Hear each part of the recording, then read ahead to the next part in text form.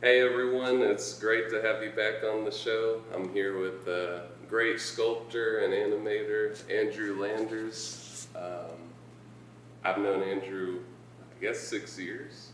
I'm so bad with that. I have a hard time remembering how long I've been back in Memphis. Yeah. 6 years. We're in his foundry and sculpting studio. He works with bronze and other materials like wood. And what else do you work with? Steel, stone. Yeah, steel, stone. So all the traditional big materials that everybody wants to work with. I'm super excited to have him on the show today. It's going to be an interesting podcast, and we're going to go through his life work and journey with the arts and kind of his philosophy about arts and what he's doing today. So hopefully this will be one of many podcasts with Andrew throughout the years. But this will be our first one together. So, let's go ahead and dive into it. One thing I wanted to start with, Andrew, was, maybe you could tell us all, how was your childhood? What was your background? Anything that stands out from the early years. When did you start mark making? All those things. Childhood, fun, happy, full of ADHD, energy, always getting in trouble. But it wasn't until I was probably about 5 that I knew I wanted to go into the arts. Toy Story came out in 1995. Saw that with my babysitter and told myself that's what I wanted to do. And then I geared the rest of my life running towards the arts. Yeah, so that's really early for someone to realize they wanted to go into the arts, especially, being 5 years old. I feel like I was still trying to figure out how to ride my bike.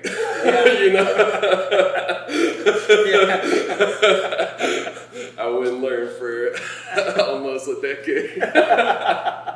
But I was just gonna, how did you know, at 5 years old, did people tell you you had ADHD, or what kind of trouble were you getting into, and why do you think? Attention span of a goldfish, constantly playing and wandering off, not listening to rules or paying attention to my surroundings. Mainly just doing things that were technically off limits, but me not listening and not knowing they were off limits. Yeah. Getting myself in trouble, I'd be put in timeout, and then I'd just wander off out of timeout. Yeah. Thinking timeout was done. But you ended it. You said, "I'm done standing in the corner." Yeah. That's awesome. I was gonna also follow up, what about Toy Story did it for you? How did that spark your imagination? It was magic. These toys on that screen, at that age, you sit there and you wonder, how are they getting these things to move? How are they making these scenes happen? And I wanted to know more. And getting to know more meant gearing myself towards the arts. I've always been curious about a lot of stuff. I particularly favor science and physics. Sciences are one of my strongest areas, and it really goes hand in hand with sculpture, and knowing physics goes hand in hand with animation. So those pursuits end up leaning into each other in terms of understanding time, movement, the possibilities of what an overreaction is or characterized movement could be. And there's just something so fascinating about building your own world and getting your own little creations to move through. Yeah. Did you, when you were a kid, I know one thing I enjoyed in school a lot, we didn't have it a lot, but playing with Play-Doh, that's kind of a lot of people's first experience with sculpting or crafting something in the hand. Did you play with Play-Doh? Did you do model sets? Were you building your own world? I never really did model sets. Legos all the time. Lincoln Logs, of course. That's awesome. You know, Play-Doh. Yeah, I played with it every now and then, but you know, probably my parents probably didn't want it around the house because I was messy with everything. Yeah. Give me anything that's Technicolor, I'll get it into something that's white. You know, managed to stain something. Did you like watercolor or like what was your first medium? I guess like as a kid. First medium. It would probably have to be acrylic paint. Gotcha. You know. Water-based paint. Yeah. That's awesome. And so you were 5 years old when you got into animation. How did you, like, you know, in your 5-year-old brain, if you can remember it, how did you decide to pursue that then? Like, you saw Toy Story, you thought the story was awesome, and then... And I don't think it was a conscious, you know, pursuit. In terms of my fascination always stuck with Toy Story and the mechanics behind it. And then from there, I ended up finding things that kind of related to that same fascination, which, you know, goes back down to the sciences route. Yeah.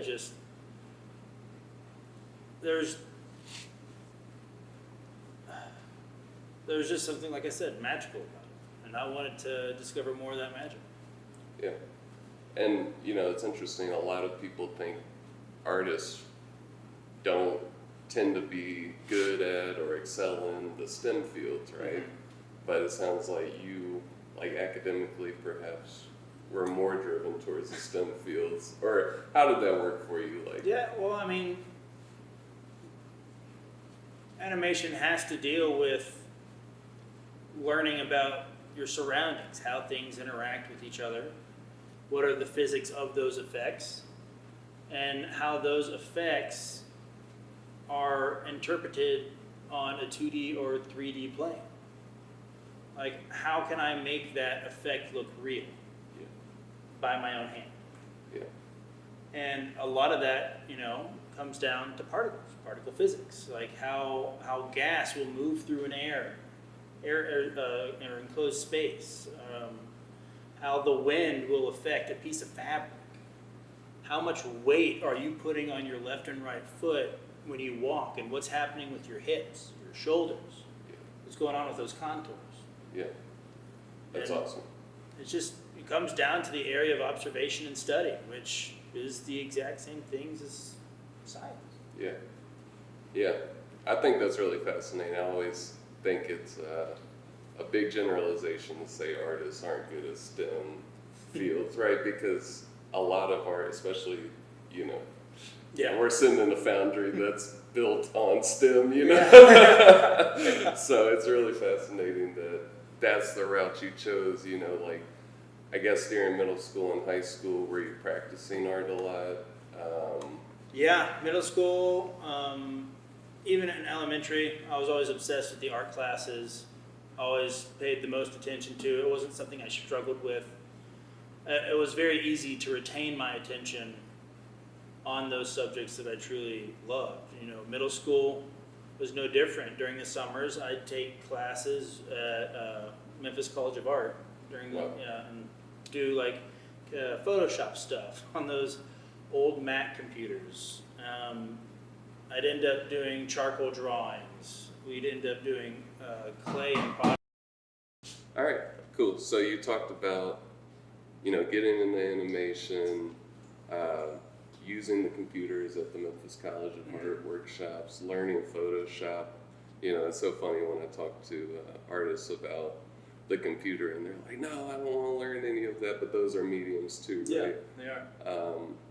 Maybe talk a little bit about your experience growing up with computers, learning those programs, and maybe video games if you want to get into that as well. Yeah, you know, growing up, you know, while my mom was pregnant with me, she was playing Dr. Mario on one of those old fat gray Game Boys.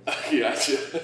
And, you know, after I was born and I was old enough, I was also playing on those same Game Boys, playing those same different games. You know, we had an NES growing up that had Zelda and everything, Duck Hunt and whatnot. Yeah, So, for sure. And then 95 came around, same year as my obsession with Toy Story.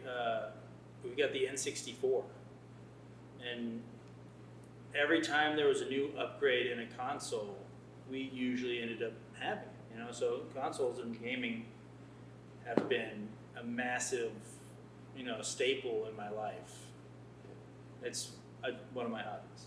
Yeah, and what do you appreciate about video games? A lot of people, you know, I hear traditional artists. It's interesting because you work in the foundry. They don't play video games. Mm-hmm. Like, what did you love about the video games? Was it the graphics, the storytelling, or what? You know, when you're that young, you can't really grasp the storytelling as much as an older person would be able to. So for me, it was more about the problem solving of trying to figure out what it is I was doing.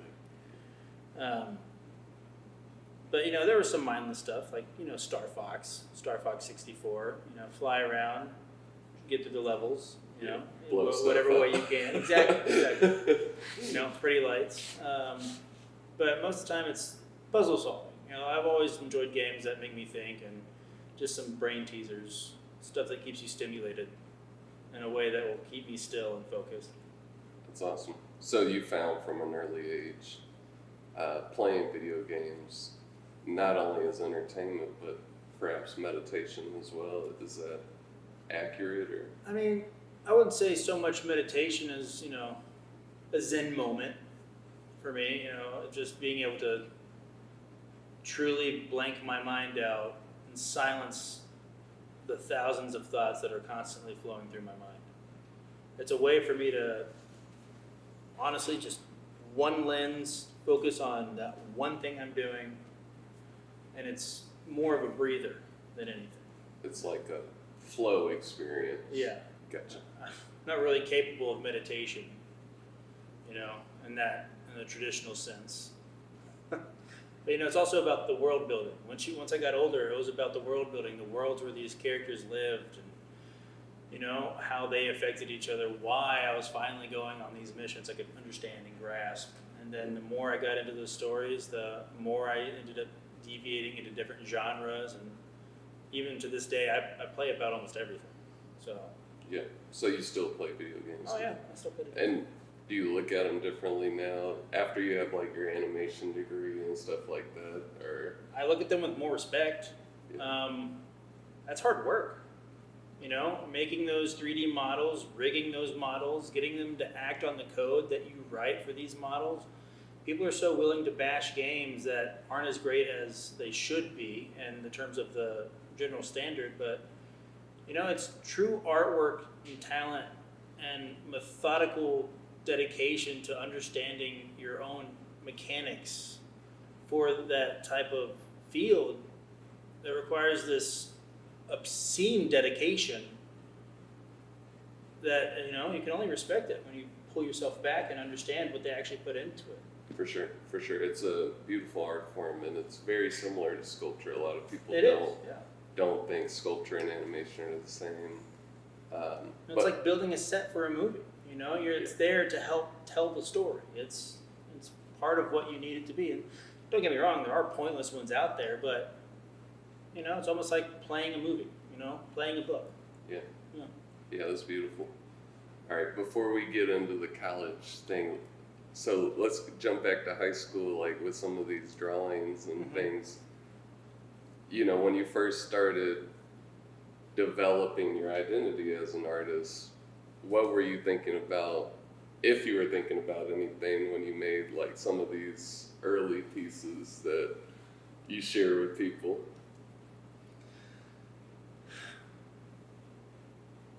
It's not so much thinking as it was feeling. Yeah. Like that little dinosaur, that's just excitement to see things with people around you, to be surrounded by like-minded people and be able to add a sense of color to your character. It was just pure excitement at that point. Yeah. And, you know, it's all random. You know, it comes out as what it is, and you know, for me during most of these drawings, it was feeling that was coming out of my hand, not an intention. of making a specific thing. Yeah. That's awesome. So, and we'll get into this theme later, but I've talked to you before, so I kind of know this, but like a major theme of your work is the spilling out of your expression, your emotions, and maybe the lack thereof in some cases, right? So when you're looking at these pieces, do you still remember making these? Like, I do. I'm guessing these are from when you're like 16, 17, or It's probably around 18. 18. So this is right before. So This is like right as I was entering college. Gotcha. These started coming out. And do you remember, was there a transition for you from like adolescence to like going into college where you were like, all right, I'm going to do this art thing, I'm going to go to art school? How was that process for you? So, when I was young, I did those little flip books. I'd grab Post-it notes and I'd do these little animations of like a bouncing ball. And then in elementary school, I would do these like little stick figure battles in the bottom corners of my sketchbooks, of my notebooks. They weren't supposed to be sketchbooks. Your school books? Yeah, exactly. More things I'd get in trouble for. And then, middle school, I was actually more into band than I was any of the art classes there. What'd you play? Trombone. Interesting. Yeah. How long did you play? I played for 2 years. Gotcha. I went from the basic band entry to the middle level entry in my first year. And then they moved me up to the final level of entry at the end of that first year and going on my second year. Yeah. Played a lot, went to state for it. It was fun. So you always like expressing yourself in different ways. I grew up playing piano as well. I tried the drums. My teachers thought I was probably one of the most annoying people because I practice off of memory and repetition rather than reading the notes or the book and learning what everything was. For me, trombone was the closest I came to actually reading sheet music. And for me, it wasn't notes, it was hand positions. Wow. I'd see 1, 4, 3, 5, and that's how I would play. I'd see numbers instead of notes. That's awesome. That's interesting. Yeah. I think a lot of people approach music It was the same differently. thing with playing banjo, like picking, strings 1 through 5, fingers 1 through 4, 1 through 5. Do you play today still? I strum around with a banjo these days, but Gotcha. I don't really dedicate much time to it. That's awesome. That's really cool. So you have a rounded out artistic experience. It's not just... Yeah, I have a little knowledge about a lot of stuff.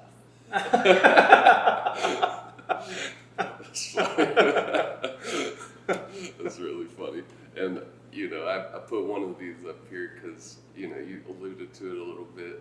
You would doodle on your workbooks at school, and maybe like certain people didn't like that, but we know now that this is helpful for students, right? Like it's not detrimental to learning and all the things that they said. Like beginning of high school, I'd get reprimanded a lot for drawing while I was supposed to be taking notes. But most of the time, I'd take the notes on the things that I knew I'd forget, and then I'd end up drawing around them and getting distracted, losing sight of the conversation.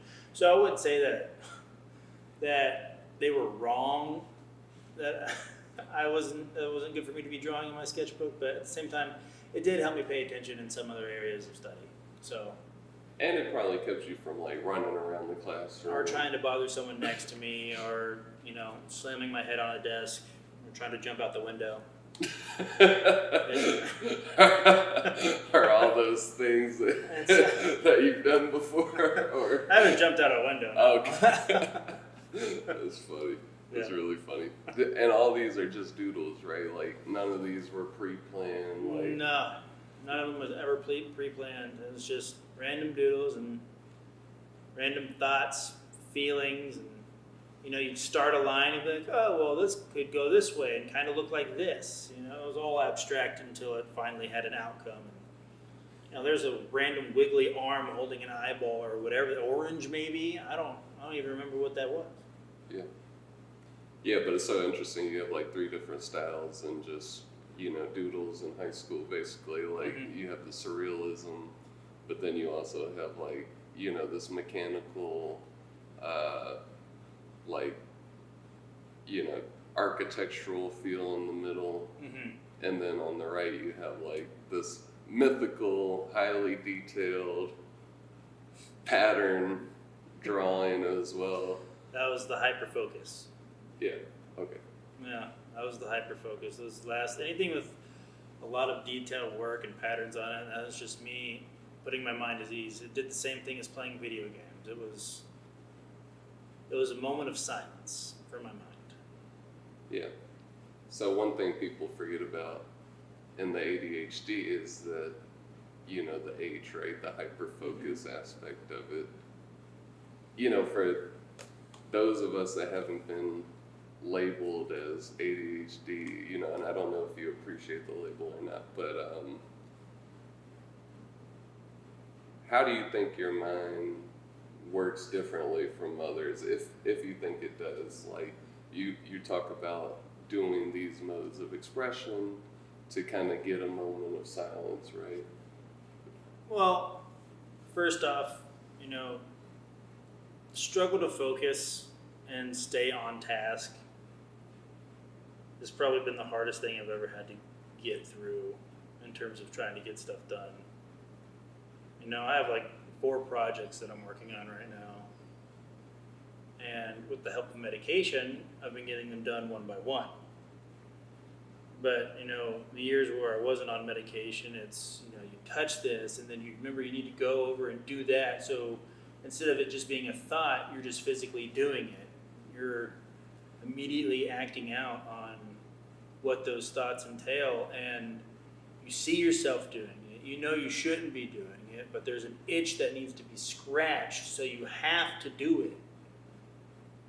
And you get frustrated with yourself. It's almost self-defeating in many ways, and it can lead into a form of depression. I wouldn't say like, sadness, but definitely frustration or a lacking of, the satisfaction I think someone would normally get from just constantly going step by step to get stuff done. In terms of other people and how they think, I wish I knew what they were thinking. And even when they tell me what they're thinking, I don't grasp it the way that they hold it dear to them. It doesn't register that way. I wish I could use a planner. But I know if I open a planner, I have this feeling of, ick comes over me. It's almost disgusting for me to do that. Yeah. Yeah. But at the same time, some of these tasks are extremely complex and, you do drive them to completion. Like, do you, and I want to talk about a few things here. If you're open to talking about medication, a lot of artists talk about medication as something to be feared, that will kill your creativity, that will hamstring your ability to create art. But you're actually saying kind of the opposite here. Yeah, it'll help hone your ability if you're used to just randomly creating crap. I never saw medication as a hindrance. I actually saw it as a relief, because I wanted to do so much, and you start doing so much, and that's when you start getting unfinished project after unfinished project, because you're switching to project to project to project to project, where it's not like me taking this medication won't make those projects not exist anymore. It'll actually help me sit on one project for longer than a day. I can actually think about it. I can actually look a little bit further into the future rather than me having to scratch that itch that I was talking about. Yeah. and trying to reach that form of satisfaction that's not necessary. Yeah. So you find like the medication helps with like more longer term planning, and then the ability to stay on task, especially if it's a task that maybe you're uninterested in now, right? But like your normal mode of operation though could be, I'm just going to what my mind's interested in. Is that kind of more inaccurate? Like if you're off medication, you're like whatever interests the brain at that moment is like what I'm acting on, or Yeah, it's kind of like that. It's always been hard for me to describe, gotcha.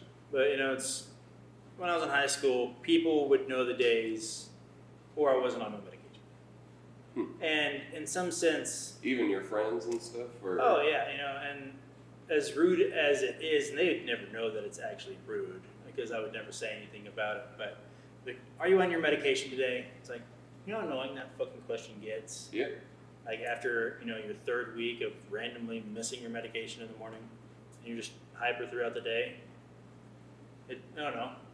It's almost insulting, but at the same time, they can see you without it. And when you're without it and you have all this energy and hyperactivity, you are enjoying yourself a lot more. But you're not on task. You're usually not doing what you're supposed to be doing. And this is stuff that I've had to learn through the years of me not being on medication, is that it does help.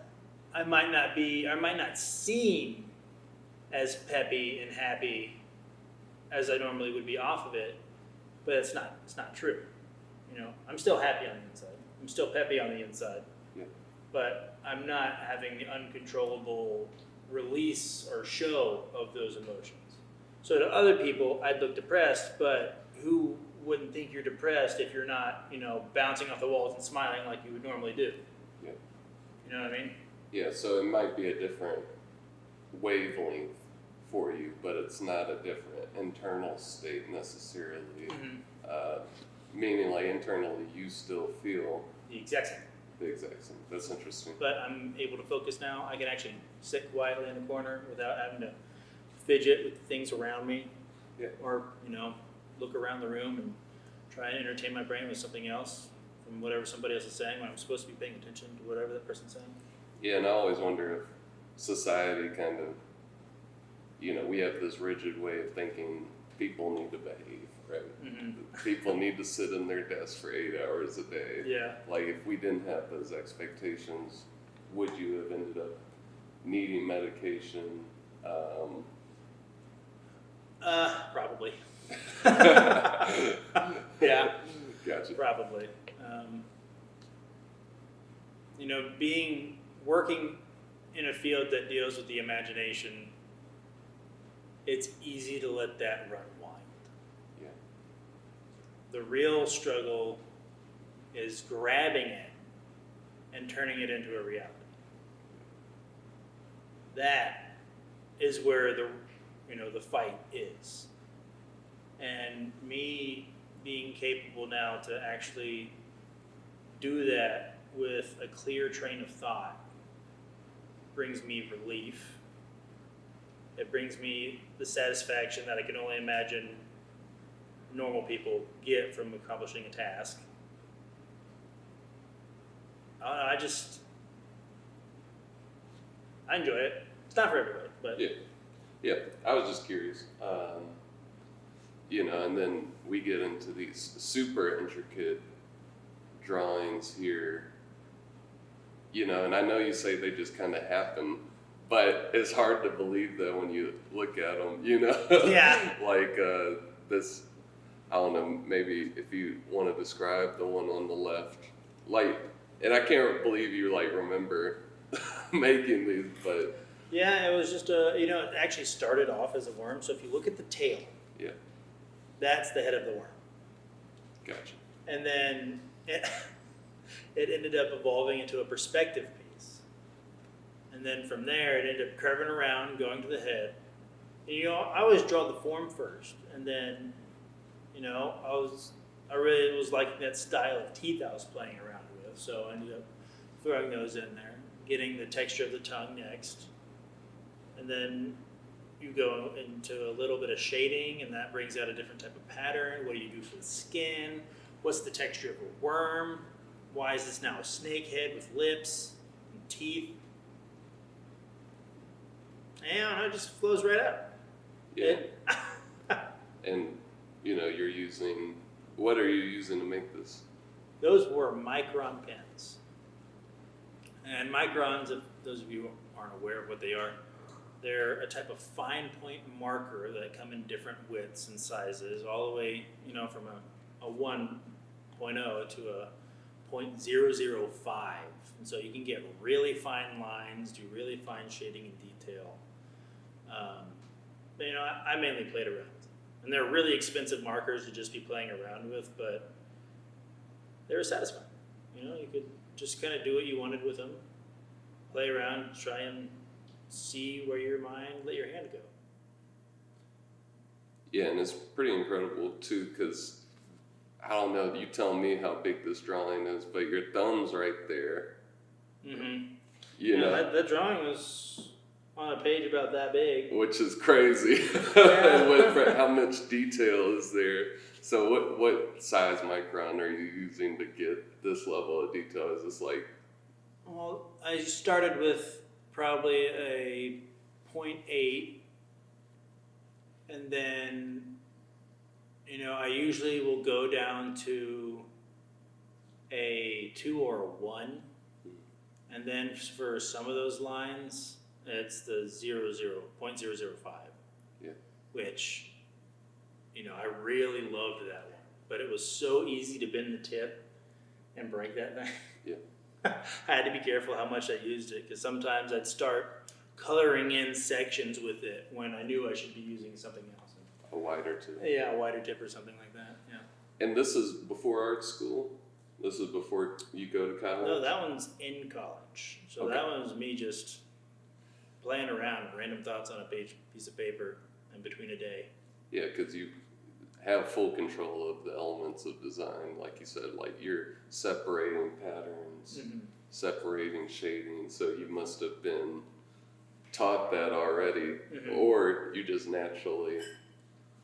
Well, I mean, you learn different things, like adding lines, smaller and smaller lines in between other lines will give you the illusion of shading, will give you the illusion of highlights with the more space between them, and it's stuff that you pull from like comic books, from looking at comic books or sketched artwork, like illustrations for novels and stuff like that. And, you pull from everywhere when you're an artist. It might be from nature. I mean, hell, most artists pull from other artists and their techniques, and those techniques are what we build ourselves on and off of, throughout the years. They've done it for centuries. So, I mean, why not play around with them, see where it takes you, and see how it makes you feel when you do it. If you like it, keep doing it. If you don't, stop. You make it sound so simple. And one thing I was curious about, you talk about comics and graphic novels. Do you have some that are your favorite or that you go back to over the years? Comics, not so much. I was never really into too many comics. There was one that I liked growing up, but it was really dark, and it was actually called The Darkness. But it's really graphic too, so I don't know if I should be throwing that out there for the public. I love Watchmen, the graphic novel. Yeah, that one was required reading for me, and that was probably some of the only required reading that I really loved. Required reading? In high school. Oh, okay, Yeah. Gotcha. That's awesome. Yeah. Wow, that's a really cool book to read in high school. Yeah, it was. That's It was awesome. so interesting. Yeah. And then they came out with a movie like right after that required reading too, so we could sit there and compare notes to what they changed, what they didn't change. And That's really they cool. stuck pretty much to the point, which was good. And what about this eye one, Is this like a third eye? Was there any thought process for the... Is this micron too, by the way? That is also micron. Gotcha.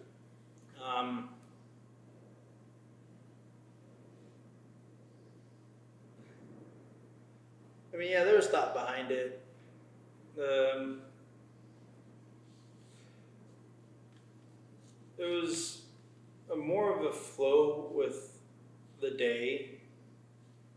You know, I was in a situation where it was just, I had to go with the flow a lot that day. And for me, that was another Zen moment. And I had been up for a couple days at that time too, and so things get a bit weird when you're up for that long. Yeah.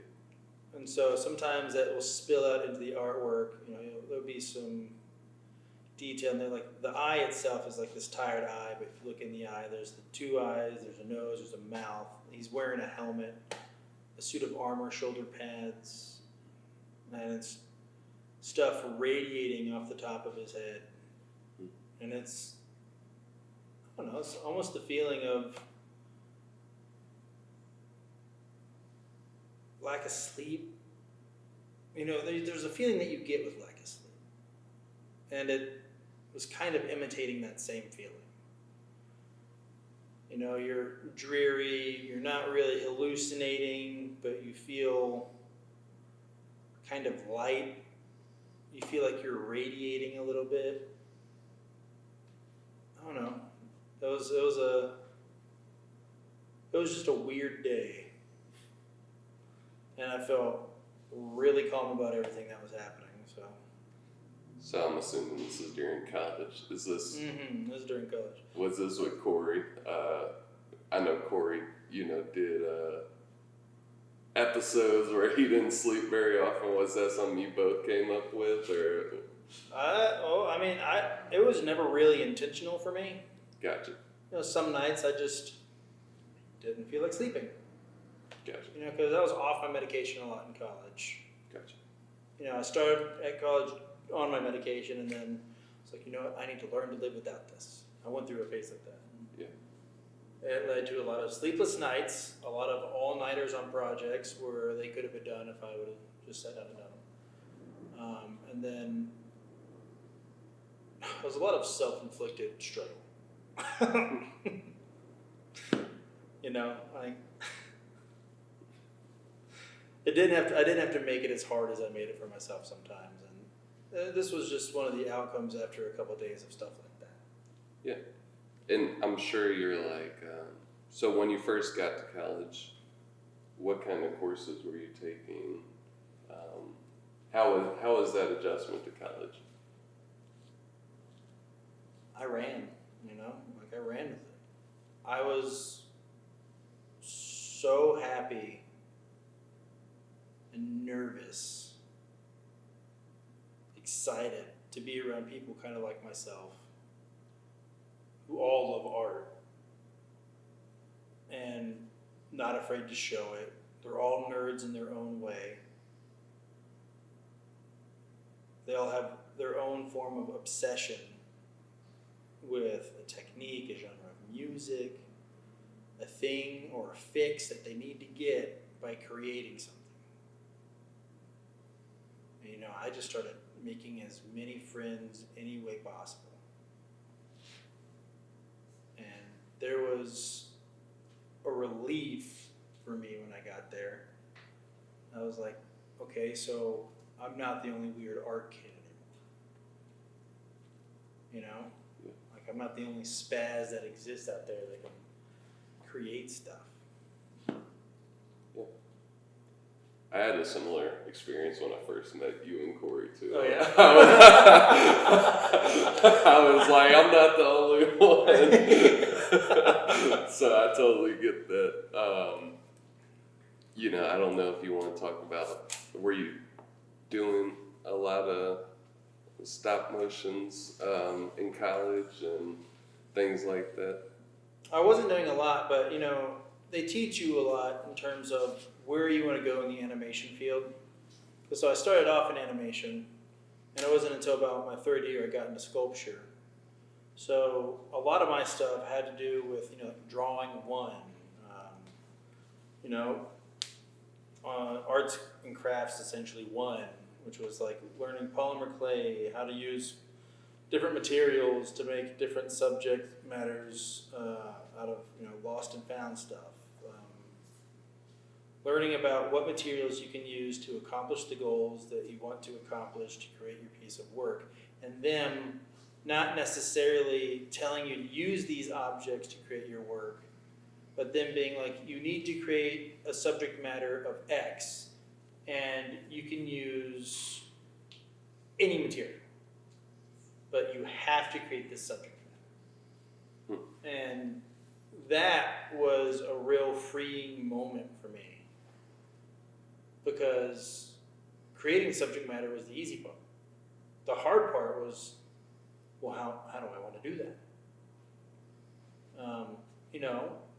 Paper clips, coat hangers, random stuff, like it was so much fun just getting to learn the materials. And that's practically what your first year is. Introduction across all fields to what your resources and materials can be. Yeah. And you kind of have an interesting journey too, because as you're discovering these materials, you came in as correct that you wanted to focus on animation. That's when you went to art school. I was like, I'm accomplishing my dream for a 5-year-old. I'm becoming an animator. Gotcha. Yeah. But then you also discover, Yeah. a different material, a very different material, actually. Yeah, so I had to take like a 3D elective class, which was mandatory. Mm-hmm. And so I was using a material called sculptor, which is a type of clay that you can bake. It becomes hard. You can paint it. You can texture it. And my professor saw how much I enjoyed making stuff with my hands the way that I was. And he's like, you know what?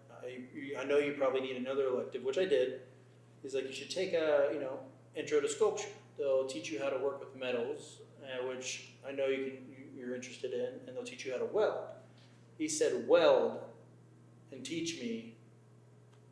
And I was like, yes. I want to learn how to fuse metal together, like technically for fun, I want to play with that. And for me, it was playing with it, not using it, it's playing, because that's what it is. When you're doing artwork, for me at least, you're playing with an idea. You're playing with a thought, because it's not always going to come out how you imagine it. And sometimes that's great. Sometimes it's not. Sometimes it's neither. And him opening up that opportunity to me was the beginning of me rearing my head in a different direction for the first time in a long time. In terms of what I wanted to do with my life. Every day I was rearing my head in different directions of noises, sounds, animals. But as soon as I welded for the first time, I knew I wanted to do it more.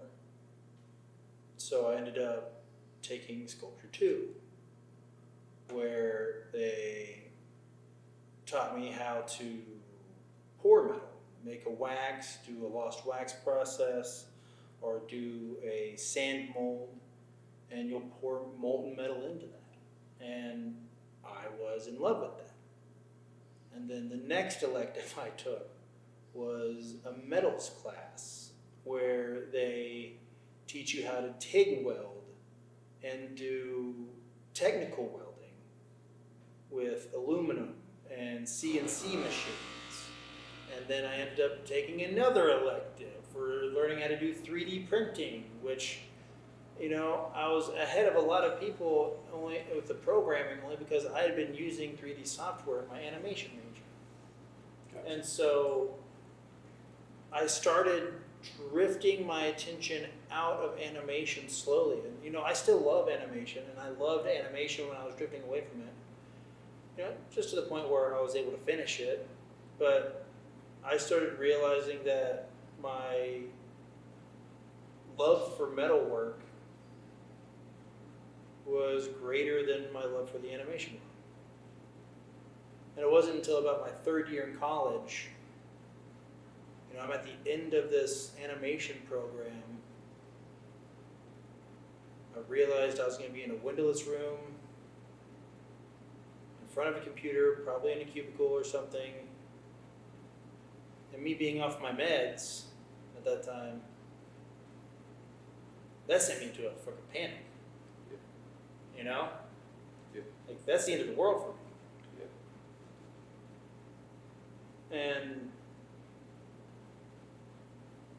me coming into contact with something that was so physical and involved, it helped me with the fact that I was tall and I was bigger than most people because I could lift the heavy things. I could move the things around that normally wouldn't be so easy to move with ease, and that just, I don't know, it made me feel like I was built for metal.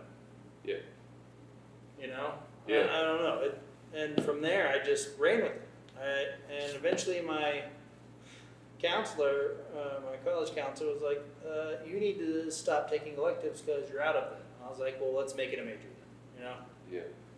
And so I finished out my animation major, and then I finished out my sculpture major at the same time.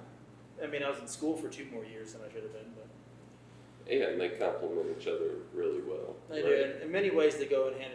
Like, you know, for animation, the study of how things work, how people move, the poses that they're in, easily translate over into sculpture.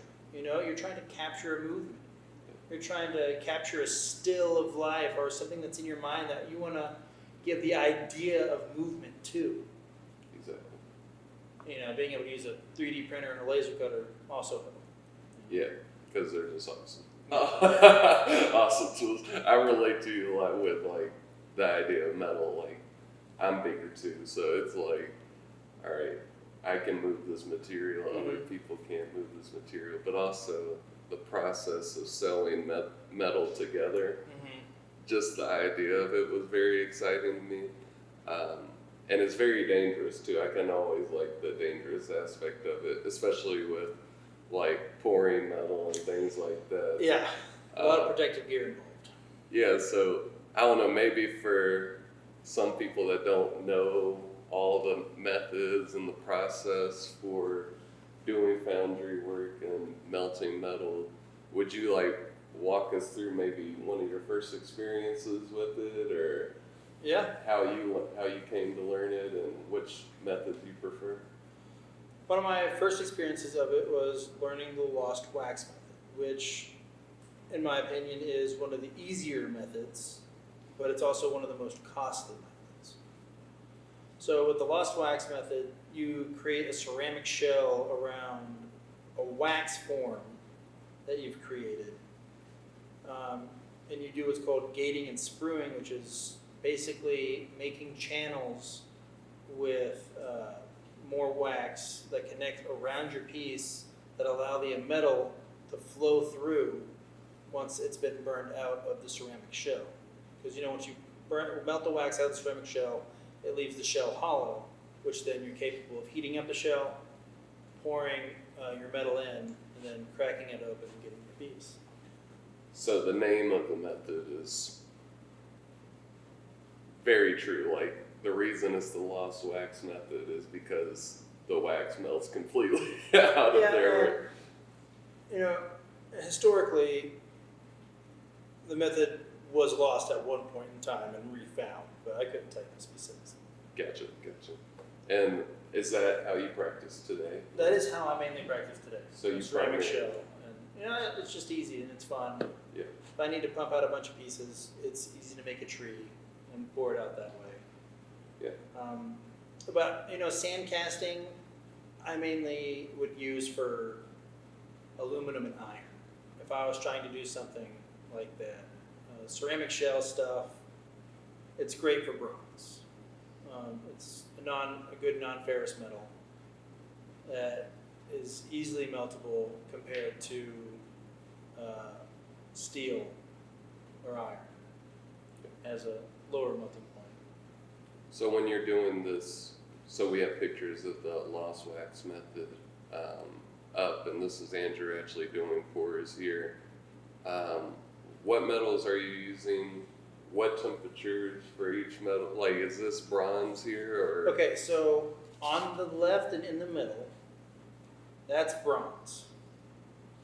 That's, a box furnace, which is what you'll see here. It's on a hydraulic, so you can put your molds underneath it, and then this will tilt up and pour the metal out. The one in the middle was from another form of induction metal for bronze. But as you can see, he's pouring it into a ceramic shell cup. So it's still the lost wax process. It's still bronze. And he has that thing over the front of it, which is he's using to stop slag or impurities in the metal that you can see on the top of the metal from sliding into the mold. So you're not getting anything like inclusion or, a bad piece of metal into your sculpture. And then on the right is iron casting and a couplet.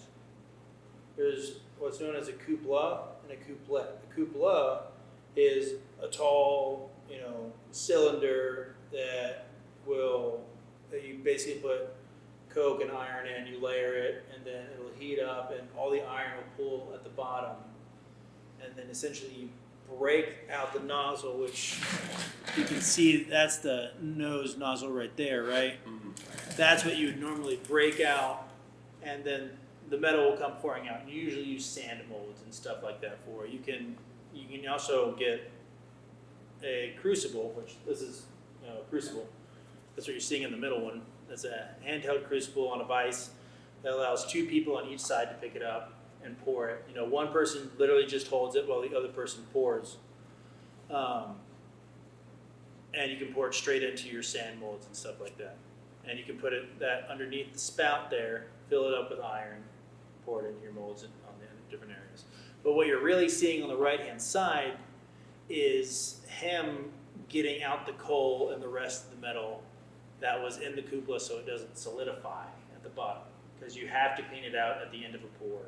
And so after we're done pouring, you can actually see an ingot right there that was freshly poured, because with your excess you pour it into ingot molds and then you knock out the bottom, which allows the rest of the slag, the rest of the metal just to fall out the bottom so it doesn't solidify and cause problems. Wow. And at this time you're doing it in a team with instructors. Yeah, there's probably about 8 or 10 of us behind the camera doing that. And we all each had our own job, doing our own things. But it was a lot of fun because we actually built that couplet, which was fun. How do you build? Is it a long process to build it, or? I wouldn't say it's a long process, but it's a process. You got to get the right type of material. You have to get refractory, which is, a form of material that can withstand the heat inside, protect the outside metal and stuff like that, kind of like an insulation. Gotcha. That's what that spout is covered in. It's a form of refractory.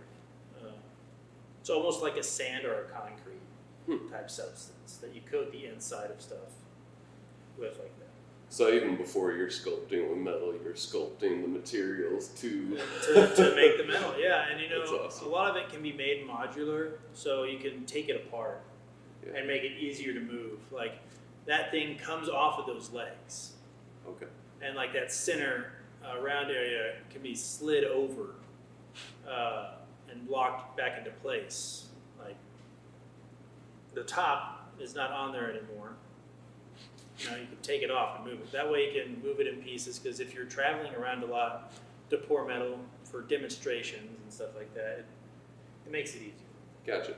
Yeah. And, this is very dangerous. The danger scares a lot of people away from this medium. Mm-hmm. Did you ever think it was dangerous? What'd you think about it at the time? Did you like that it was dangerous? I don't know. I've always liked that it was dangerous, but you see videos, if you're watching copper or bronze pours or even gold pours in India, look up some of those YouTube videos and you'll see these motherfuckers out there in flip-flops pouring this stuff straight into the ground. You know what I mean? Yeah. And that's balls of steel stuff. That's amazing, because at any point if there is a wrong gas bubble inside your mold, if you haven't burned out all your material, that stuff's popping and exploding. You know what I mean? Yeah. Yeah, I know. it's like when you're working with aluminum, when you're pouring aluminum, if you put a cold ingot of aluminum inside of hot aluminum, you have the chance of it just shotgunning out of the crucible, Yeah. going everywhere. Yeah. And the thing about aluminum, which is terrifying, is that it's more like a grease when it's liquid than it is a metal. Because if it's liquid and it gets on you and you try to wipe it off, you're just spreading it around. Ooh. Which I've seen it happen. It's not. Yeah. It's not great. Yeah. Yeah. Yeah. So the danger didn't deter you though. No, but I've always done a bunch of stupid stuff growing up, and driving fast, jumping off of things that don't need to be jumped off of, climbing things, and yeah, doing a lot of other stuff that's not going to go on camera. And yeah, it didn't deter me at all. Actually, it gave me a form of satisfaction just doing it. And the more you do it, the safer it gets. There's always danger no matter what. But it's not something you need to be afraid of if you are wearing the right gear and in a good mindset. It's nothing that you need to fear. It can be a life-changing danger, don't get me wrong. Like, if something happens, you can lose an arm, you can lose a leg, you can lose your sight, you can lose stuff. But that comes with anything that's physical like this. My beard could get stuck in a bandsaw. What's what? You just gotta be aware of your surroundings more so than not, and having ADHD kind of helps with that because you're always aware of all your surroundings and because you're always looking everywhere.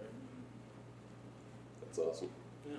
That's awesome. And what we'll get into some of the early sculptures here, and also the moon landing looking outfit. Yeah, that's aluminized leather. Gotcha. So that's full foundry gear. That is meant for pouring metal. Those are splash shields. So there's a little leather helmet that goes over your actual helmet. Mm-hmm. You got the gloves, you got the jacket, you got the lance, and you got the legs, and you got the spats, which are the foot pieces, which will go over your boot and stuff like that. That way you're not getting any molten metal and anything that doesn't need to be in there. Yeah. You want to be dancing around with a hot foot, trust me. And I'm assuming these are some of your early sculpture pieces. I don't know, do you want to walk us through either of these? Or Yeah, the one on the left was, I was probably in a little darker place because I had just moved to Atlanta to finish out my sculpture and animation degree because they were shutting down the sculpture department in Savannah, Georgia. And everyone that I had known, because it was the end of the 4 years, so I was moving into my 5th year, everyone that I had known was gone. Gotcha. It was me in Atlanta having to make new friends, but Atlanta's social scene wasn't as open and freeing as Savannah's was. I was around artists all the time when I was living in Savannah. But when I moved to Atlanta, Atlanta's huge. Yeah. And SCAD, still a satellite campus in Atlanta. Everything was so separated. And everyone felt more conservative about what people thought of it. I started making friends, but then at the same time, I would lose those friends because they'd think I was too wild. I wasn't focused enough, or I didn't have to share the same ideals as them. But all I wanted to do was, find a good people to go grab a drink with, maybe go dancing or something at a party, and that was not their vibe. That was a rough time. So this piece right there was kind of like me pressing against the darkness, the suffocation of being confined into these tall structured concrete gravestones that felt like almost as people stacked on top of each other, felt so compressed. Everyone there was so concerned with their image. They never really took the time to learn who they were, and it was sad to be around almost. But yeah, it was like me trying to press back out of the darkness and get a glimpse of the light again. Yeah. And eventually, I worked my way out of that feeling, but I would never live in a big city like that ever. Yeah, gotcha. And this middle piece is interesting too. So did you make both of these hands? And wow. So you must have studied anatomy Yeah. as well during college. Yeah, they make you take life drawing, and I went all the way up to life drawing 3, and which I think was the max. There may have been a 4. I don't really know. I don't remember. But I had these giant textbooks that weren't even required for my class that were muscle structures, old surgical books for the human anatomy on how to operate for certain things. But it had the skin peeled back. You'd see how the muscles were connected with each other and which ones would direct what part of the body and how they would open up to get to those areas. And there'd just be like little brief descriptions of what the tools were doing and whatnot, but I wasn't really there for that. But you could really see and get a good feel for what you were sculpting from.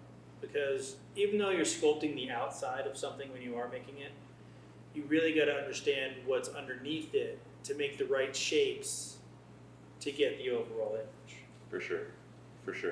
And what does this piece mean to you? What did it symbolize at the time? Humanity and the bond of technology coming together for a more idealistic approach to making the world better. It's using technology for the betterment of mankind, essentially. Yeah, it reminds me a lot of Michelangelo, the god. Oh yeah, that's exactly what it was based on. Gotcha. I got you. Yeah, and it's got the flower coming from it, the beauty, the essence. For life and true life. And you make something out of metal like that, it's so rigid, and there's always a connection. Just because we make something out of such a rough and hard material doesn't mean it doesn't have its connection to nature. Yeah. It has as much connection to nature as we do as humans.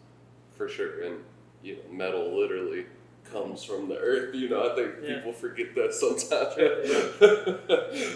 That's really cool. That's awesome. And the next phase for you, I don't know, do you want to talk about these pieces? These are super interesting. That was my intro into my little human series. Yeah. And, I still do a lot of these human types today, but those were the first 2. Yeah. Belief in religion and belief in science. Just different ideals, either way, you're furthering yourself through life no matter what. You support yourself with whatever ideals you truly think you need to keep moving.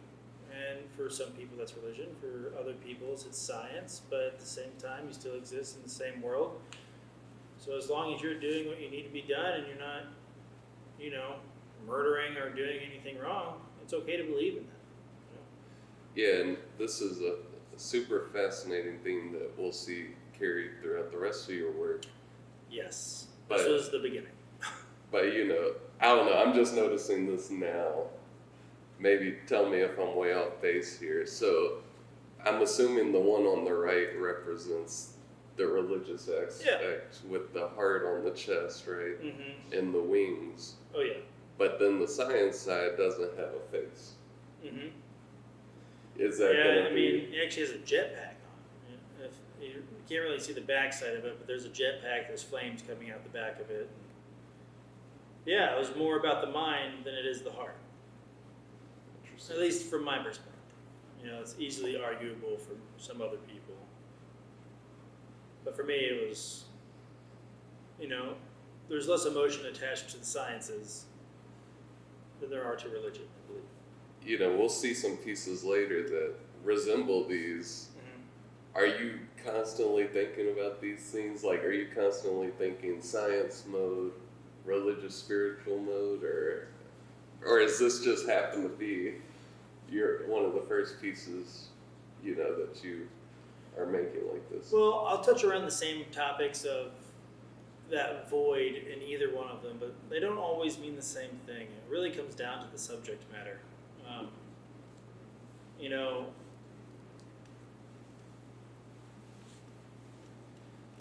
the feelings that come from these are really based off my folks. You know, my mom was Catholic or Christian or something like that. My dad's atheist. You know, they're two of the best people that I've ever known in my entire life. Some of the kindest people in my life. And they work really well with each other. And so I don't have any negative notions toward religion. I don't have any negative notions towards being atheist. I actually see them work well hand in hand, kind of like a yin and a yang. You know? Yeah. A great balance between the two leads to a lot of great things. You know, and you always need the other side to help propel you forward.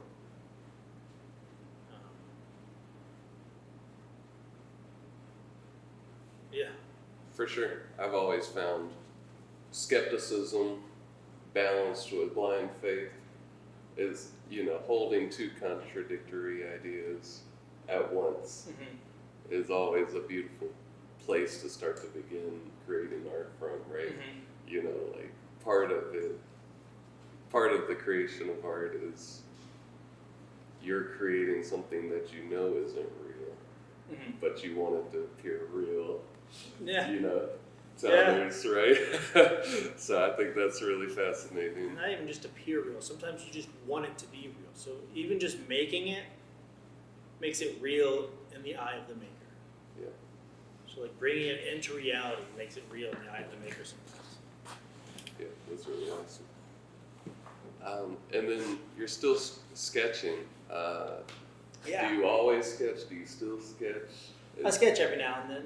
You know, it's something that I'll do in my pastime. When I'm doing paperwork on the computer, I have usually a little stack of paper, like printer paper, that I have next to me.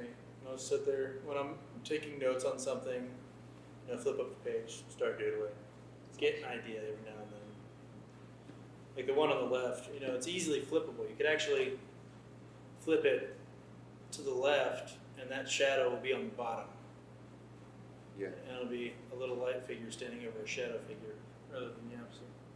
Yeah, I love that. And you see that theme come back a lot in your work. I've always tried, I've been trying for a long time to make a good version of that. And I haven't really gotten the mechanics down for it yet, but, you know, I really want to do something along those lines, but I'm not exactly sure how I'm going to accomplish it. But I'll figure it out one day. Yeah. Is that part of your process? Do you find yourself sketching and then moving that to sculpture? Is there a progressive process, or? Sometimes it happens, sometimes it doesn't. You know, a lot of the stuff that I've made recently it's never been sketched. Some things have, but it's all random. You know, it's just like the doodles, create them from feeling. I just kind of let the feelings flow out of my hand onto a page, and every now and then I'll be, I can make that a sculpture. Yeah. You know? Yeah. I love that. I love that. And the one on the right is one of my favorite. I think you attempt to make that one a sculpture later. But the one in the middle, it's like all three of these have interesting character aspects to it, which go back to like animation, Toy Story. Yeah. Are you thinking about creating characters? I know you're just letting the feeling flow, but is there ever a time where you're trying to develop a character or think of it through a lens like that, back to that storytelling and animation phase. No. So this is just raw feeling, and then it becomes a character, right? Well, yeah, and I mean, if I'm making a character, then I start making a character. Gotcha. If I want a scene, I'll start making a scene. I won't know where it's going. I won't know who this character is. Like, this guy was completely random. The guy in the middle, absolutely random. And then I gave him paintbrushes for hands and wanted him to be very proud of something that was in front of him. You know? And so I decided that the thing that was going to be in front of him was going to be something goofy as hell. That's funny. That's awesome. Yeah, what about the one on the right? That's an interesting one too. Little robot head on a rocket shooting out into space from a heart. Yeah. Yeah, I see the heart a lot. Mm-hmm. Does that represent anything for you? It doesn't represent anything for me all the time, but I was raised around hearts. My mom collects heart artwork that's always been around the house. You know, there's so many sculptures, there's paintings, little installations that deal with hearts a lot. And, you know, it's just always something that's come back through. It's almost subconscious at this point. It's awesome. Yeah, I really love the hearts, especially on your sculptures. You know, and we talked about staying on task, difficulty maybe with tasks, you know, and this kind of segues into commission work. So on the left, you're doing a sign for a business. Yeah, backlit signs and doing signs. I've done a few signs for different businesses, and that stuff, you know, it's easy stuff. Yeah. Hard parts, literally just getting the stuff cut out when you need it cut out, how you need it cut out, being sure everything's perfect. Wiring for the electrical stuff. And do you enjoy that work? Is it? It can be fulfilling sometimes, but you know, sometimes it's just a job. Yeah. You know, and that's okay. Gotcha. Yeah. And then you get back into these figurative things, and I don't know, maybe walk us through these. Like, are these lost wax molds? Yeah, they're lost wax molds. You know, Gotcha. the one in the middle is kind of really funny. It looks like a little humanoid thing, but I was determined to learn how to make a dog. And so I started trying to make a dog, and for some reason, that was my first attempt. And I thought it was so funny looking. I was like, oh, it's almost like a little Sasquatch. I ended up casting it into bronze and putting it on that piece of wood, and ended up backing it with a nice piece of white marble. That turned into a little mountain range. That's awesome. And the one on the right, that was for a buddy whose family died in a terrible car wreck. Oh, I'm sorry. Oh yeah. That was really sad stuff right there. Yeah. Lost his dad and his 3 nephews and nieces.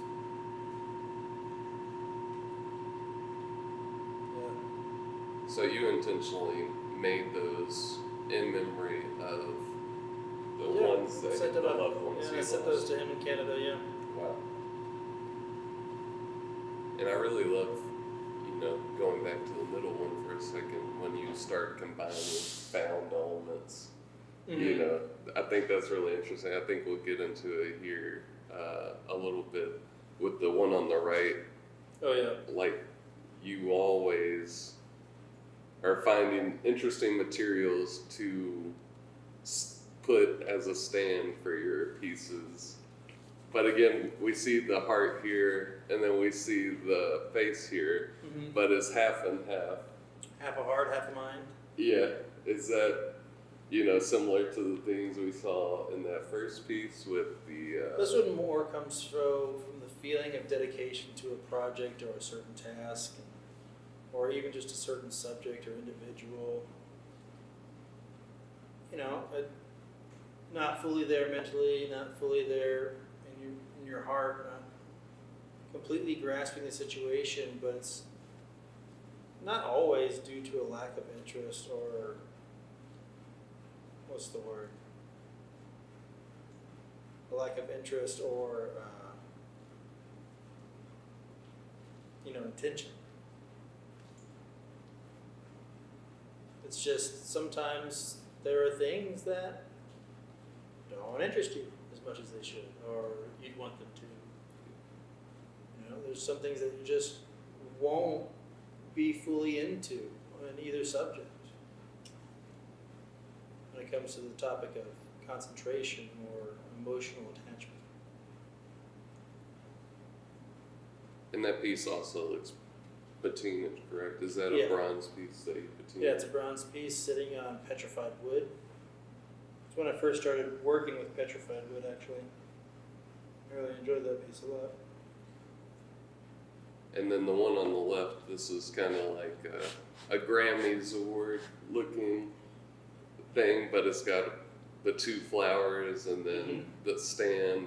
Is that stone or is that? Yeah, that's a marble base, and there was another angle for that piece, but it's actually kind of floating above that flower by about an eighth of an inch, quarter of an inch. There's actually a wire in the back of it, kind of supporting it above that, floating up above it. New life. So when you poured this piece, was it the flowers were already there? Are those separate pieces or? Yeah, I poured it at the same time. You gate and screw them together, so they're all cast individually and then welded together afterwards. Gotcha. Yeah, I love that piece, and I'll put in the other picture in the video as well.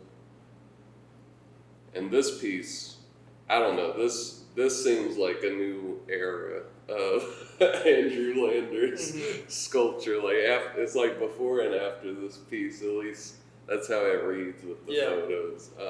This is when I started to get a little bit more focused with my subject matter. I wanted to really do something that popped to me, and for the commission I wanted it to really convey the feeling that was meant to be conveyed to the receiver of this piece. I loved making this piece.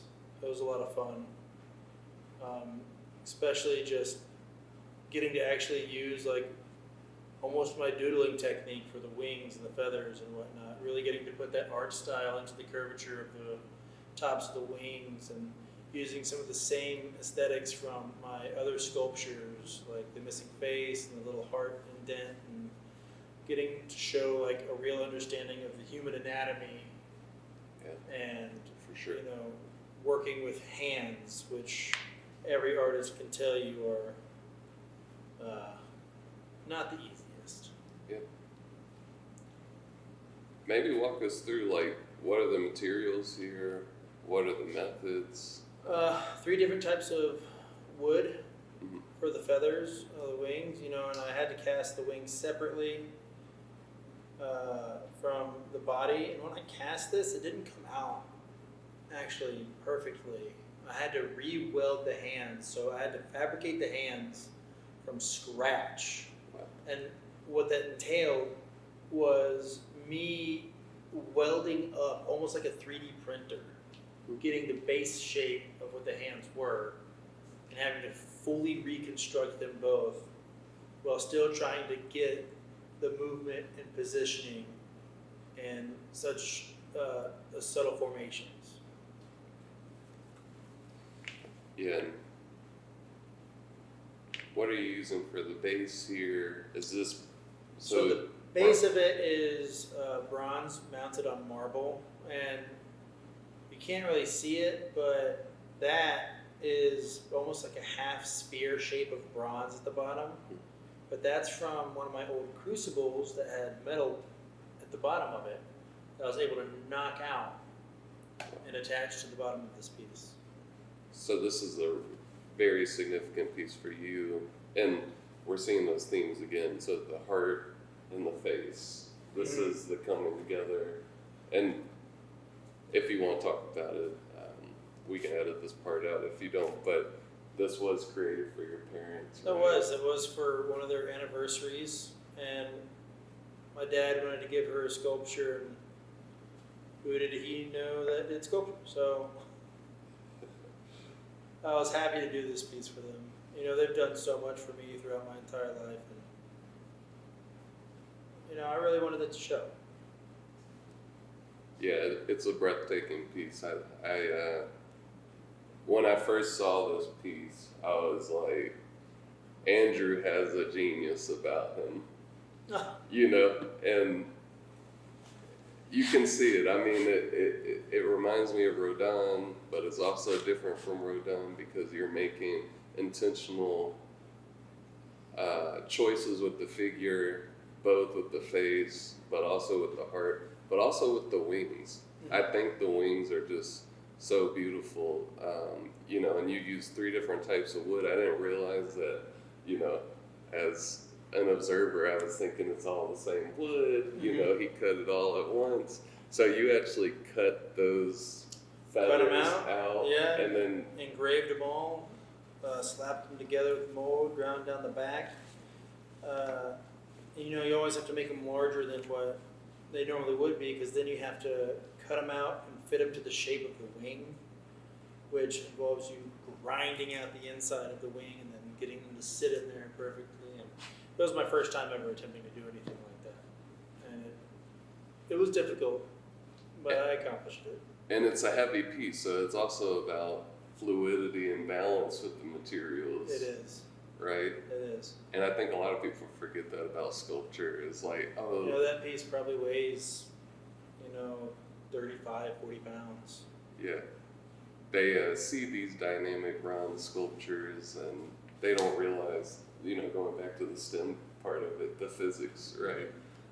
But also, I want to say alchemy of it. Like, how'd you get the bronze to be black? Walk us through Yeah. that process. Well, that black was achieved through, basically scorching the piece. You can use like liver of sulfur on what's known as a hot patina. So you'll heat up the piece, and then you'll apply like purified water with the crushed up liver of sulfur mixed together. And you'll spray it onto the piece while it's hot, which will darken the piece and almost into a black. And how'd you start learning about patinas? Was there a recipe book? Was there an artist? There was a recipe book in college, but I was so nervous about it. I wasn't confident at all in my ability with these recipes because I didn't want to mess up. I didn't want to make something exceedingly toxic. I mean, you got to be sure you're wearing a respirator, a really high-grade respirator most of the time, because when you're spraying these, it turns into a gas, and you do not want to be breathing in some of this stuff. Yeah. You really don't. Some of it's very poisonous, some of it's cancer-causing, and so, you got to be gloved up, you have to be masked up, and I just wasn't confident in mixing some of these solutions with each other up until my later years after I've moved into here. And now I've mastered blues, I've gotten greens down, I know how to do pure whites, I know how to get black, I know how to get like a marbly red and orange. And so it was, and it's true trial and error with some of these mixtures. You just got to write down yourself what got you what with what attempt and recipe. That way, for next time how much of each, mixture you need for what ingredients to get what color you want and what outcome you want. Because some of these, like doing red, you have to heat up your sculpture to a low red glow, where it's not glowing bright at the same time where it's still glowing, it's almost on its cooling phase, and then you have to dip it into a almost a hot to boiling mixture of borax and purified water. Yeah, it has to do it just right. It has to cool just right. You have to be sure it's evenly heated all the way around. And it takes time to learn how to do that with specific pieces. Some pieces that I wanted to make red, that I did make red, I had maybe about 7 attempts of me heating this thing up, dipping it in, it just turning straight black and me not getting it red, sandblasting, polishing, doing it again, sandblasting, polishing, doing it again. To the point where you're screaming at yourself to come on, you Yeah. Yeah. I love it because it's the intersection of science, alchemy, and art making. And Yeah, and it just requires, like, if I had the proper way to heat up metal evenly around, it always comes down to the tools. But tools for this are expensive. You have to be sure you're going to be using it more than once, and that it has a life in your studio.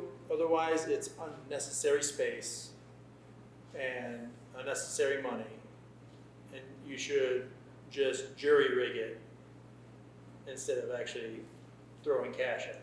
Yeah, and we'll see some beautiful patinas. I think you've really started mastering it a little bit later, but this piece on the left, I love this piece. I do too, yeah. You started mixing together light and storytelling, narration. Yeah, I went on a little spree of making these little miniatures. I did like one of a little dude in a boat on a lake with one of these crystals filled up with like almost a clear blue acrylic. And this one right here was the most fun because I had these Technicolored itty bitty lights and battery pack, and I just glued this little guy onto the front of that, put it in there, and it made all these wonderful colors pop through this white crystal structure. And it gave me this sense of, I don't know, wonder almost, you know? And it looks almost like a cloud. Yeah, to me.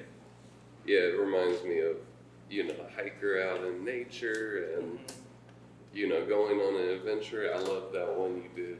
And the materials too, these are kind of found materials. This is more of like a collage for you in some ways. Like, were you thinking, oh, I'm gonna make this little hiker guy and put him in that situation, or did you find the hiker, or maybe I wanted to make a little hiker and put him into that situation. I have this big amethyst back in my little show area that has the amethyst crystal maybe about this big, has a hollow point in the middle of it. It's like a cookie section of an amethyst crystal. And inside and on the sides of it, I built like this little deck, little wood structure, and there's this little bronze or copper rope that I made that goes all the way up, down, around on the inside, hanging down. It looks like he's rock climbing throughout the inside of this giant amethyst. And, I was just having fun with that type of subject matter for a little while. But I didn't really see myself, selling this type of work. I was mainly making it for my own satisfaction. Yeah. Yeah, but I love this type of work too. I remember the amethyst one that you're talking about with, I guess it's like the rock climber. Yeah. Is that what you call this? Which one? What do you call this one? I never really gave it a name. You know what I mean? Did you end up selling that one, or? I honestly don't know. I think I did end up selling that to a friend of mine who wanted it. Yeah. I sold it for like $20. I wasn't really doing it for the cash. I was just happy that somebody wanted this random thing that I made with no intention. Yeah, and was the hiker from like a pour you did, and it was like a scrap?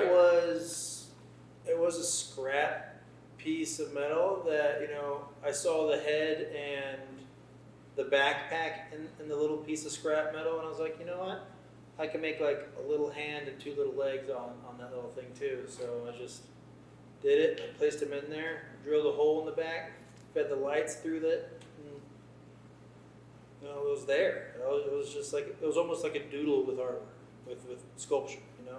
Yeah, no, I love that about your work too. Is like you'll go in with an intentional pour. Like I'm sure the one on the right here is an intentional pour, Yeah, I did that one for a charity.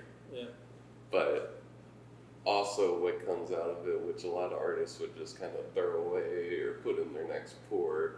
You have like all these spillovers, right? I got a bucket full of them over there. Yeah, back to the Yeah. theme that's consistent in your work is like the spilling out, spilling over.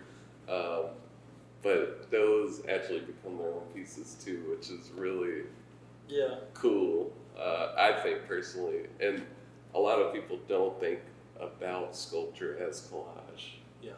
which I think you're showing how successful it can actually be if you just use your imagination and creativity and stuff you have laying around your studio anyways, Yeah. right? Yeah. So maybe walk us through the one on the right. So what charity was it for? What was the piece about? I think it was for a heart auction here in Memphis. You know, there's a yearly heart auction. You can submit work for free, and they bid it off. You know, they auction it off to the highest bidder. This one was just, you know, a leap of faith. That was my general idea to it. You know, it was the same thing with the wings again. I wouldn't say this is one that I was happy about its finished product. I was really meh about it by the end of it. I wouldn't say unsatisfied, but you know, I felt like I could have done better by the end of it. But I just ran out of time, and you know, you end up having to do what you got to do to submit things by deadlines. Yeah, I still think it's a great piece. I think the feet, especially going up the dynamic chain of the figure, is really well done with that base. I think that's the push off. Yeah, is really great. It was a really front heavy piece, and that's a wall mounted piece. You know, so it needs like heavy duty wall anchors. You know, I'm holding it in one hand in that photo, but it's like 30 pounds. Yeah, you're strong. It's You're strong, so it doesn't look. It doesn't look like it's 30, but that's 30 pounds right there. You know, it's Yeah, it's an awesome piece. I love that one too. Did you end up doing like wooden wings on that one too? There were wooden wings and everything on that one as well. Patina was all right. I was more obsessed with what's actually under his feet because you're just talking about bronze spill and splatter. Mm-hmm. My neighbor, who also does a little bit of bronze work, accidentally spilled a bunch of bronze on his concrete, and I was obsessed with the texture that came off of it. It was beautiful stuff. I wish I had more of it to work with because it was such great texture. It was such interesting movement of a metal, and its structure was enticing to me. Yeah, I love that texture as well. Like, it does look like it resembles asphalt, you know, in a lot of ways, which I kind of like when, you know, elements we take for granted, like torn up streets and stuff like that, come into the fine arts world. Yeah, seriously. It's one of my favorite things to see. And then you start, you know, how long? This is more recent stuff, correct? This is like, is this 2023, 2024? Yeah. But the amount of expression in these, and I don't know if this one was intentional or if this was that collage effect, but I know the patinas for sure are purposeful. Walk us through this piece. Like, what's the name of it? What's the intention, if there was an intention behind it? And what's it mean? This was part of my little halo series. So for a while I was doing like these hat halos, like hat brims and rims were basically these halos around their heads. And for me it was more about conveying an emotion through body language without me actually having to show too much detail in the figure.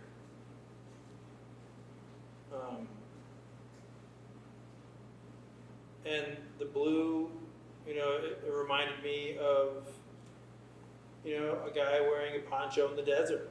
So I was thinking long brim hat, and it came out to that large halo around the head, and I wanted it to be almost like the guy was sleeping, or I wouldn't say sad, but I would say probably down on his luck, or in that weird gray area of just taking a rest and thinking. Yeah. Yeah, I love this piece a lot. When I first saw the side angle of it, the profile of it, the middle picture, I was like, that looks like a sombrero to me. I was like, that's giving me the desert vibes for real. But I love looking at it kind of in all the aspects, because you start noticing little things like the hand on the thigh or the hand on the outside of the knee. It is very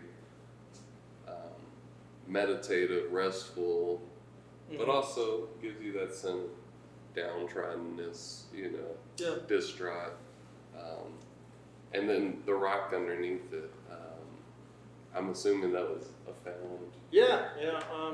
For all the ones that you're going to see, most of them for the next bases are all found stone. Go out on desert hikes and find the stones myself.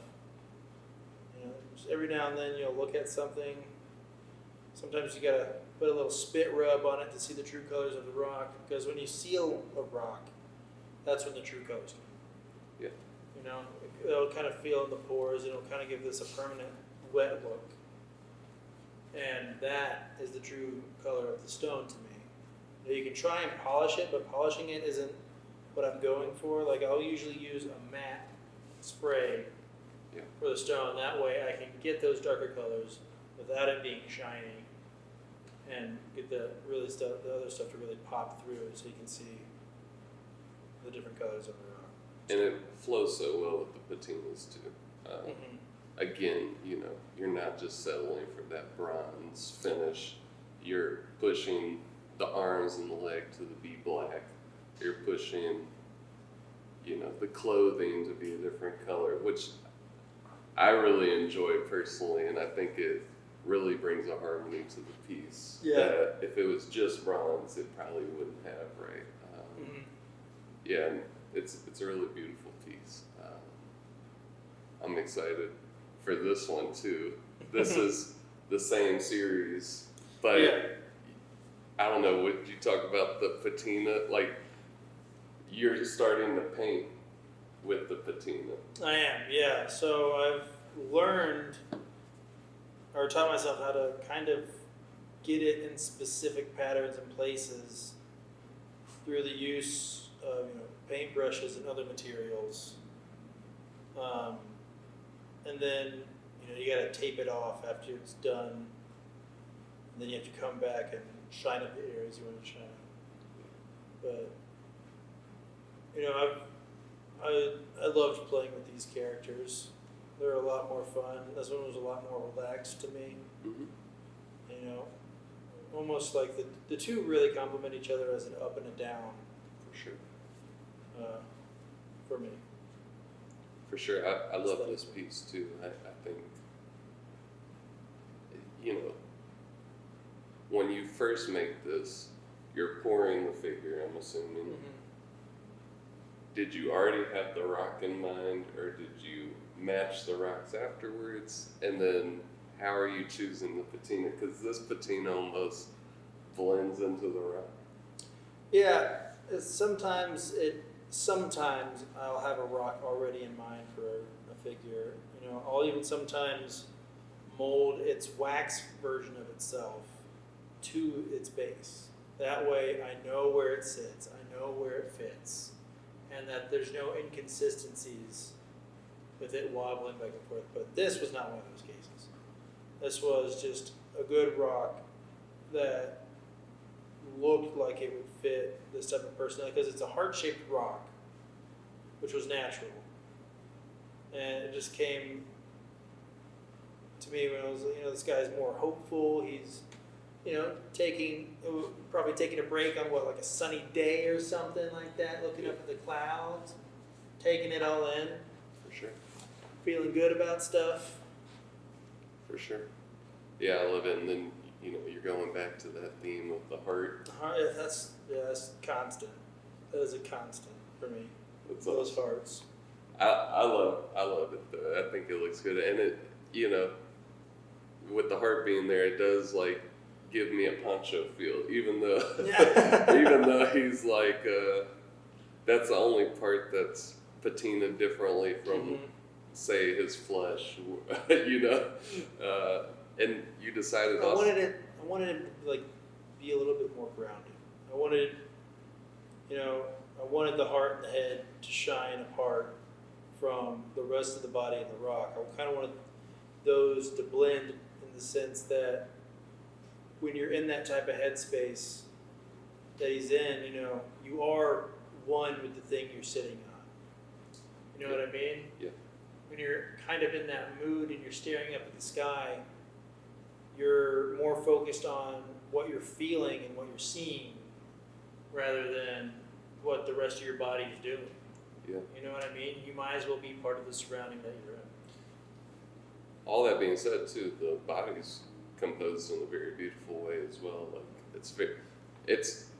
I think people underestimate, even with these some more, like there's not full anatomy, right? It's not a Rodin, but that simplistic curve that feels natural is still there in the figure, which I really appreciate, especially in that far right when you can see with the arms and the legs, everything is still dynamic.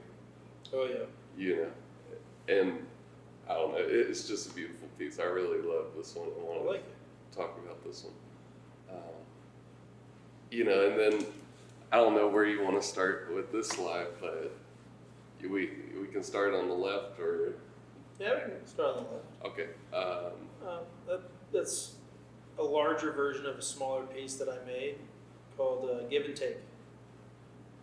It just deals with, long-term relationships, the mindset of what sacrifices are made to work with the other partner. Even sometimes it may feel like a struggle, but you're always struggling together. If it's hard for you, it's hard for them. It's going to be as easy as you make it on each other. And that's always required in the focus of love.